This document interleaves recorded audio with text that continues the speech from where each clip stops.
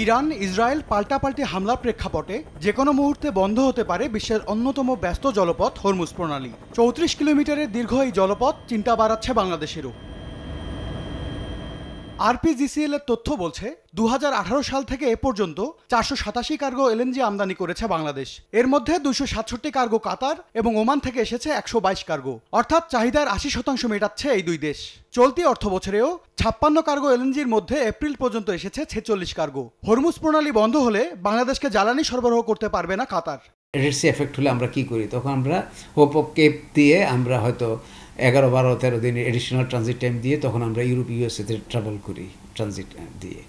কিন্তু এইখানে সেই সিচুয়েশনটা নাই এখন। ডেফিনেটলি জাহাজ কোম্পানিগুলো যারা কাজ করে তারা নিশ্চয়ই এগুলো নিয়ে হয়তো চিন্তাভাবনা করবে যে তারা অন্য বিকল্প কী ব্যবস্থা করা যায়, but to best of my knowledge এখন এই মুহূর্তে সেই ব্যবস্থাটা কিন্তু নাই। বিপিসির তথ্য বলছে সংযুক্ত আরব আমিরাত এবং সৌদি আরব থেকে বছরে প্রায় ১৪ লাখ টন অপরিশোধিত তেল আমদানি হয়। হরমুজ প্রণালী এড়িয়ে লোহিত, এডেন এবং আরব সাগর হয়ে বাংলাদেশকে তেল সরবরাহ করতে পারবে সৌদি আরব। তবে বিকল্প জলপথ না থাকায় সংযুক্ত আরব আমিরাতে আটকে যাবে চাহিদার অর্ধেক জ্বালানি। আমাদের গ্যাসের নিজস্ব এখন উৎপাদন দিয়ে আমাদের দেশ চলে না। এর বাইরেও এই হরমুজ প্রণালী বন্ধ হয়ে গেলে তেলের দাম যেটা বৃদ্ধি পাবে, তাতে আমাদের যে ম্যানমেড ফাইবার, আমাদের এক্সপোর্টে এখন প্রায় 35-40% আমরা ম্যানমেড ফাইবার ইউজ করি, এই কাপড়গুলোর দামও বেড়ে যাবে।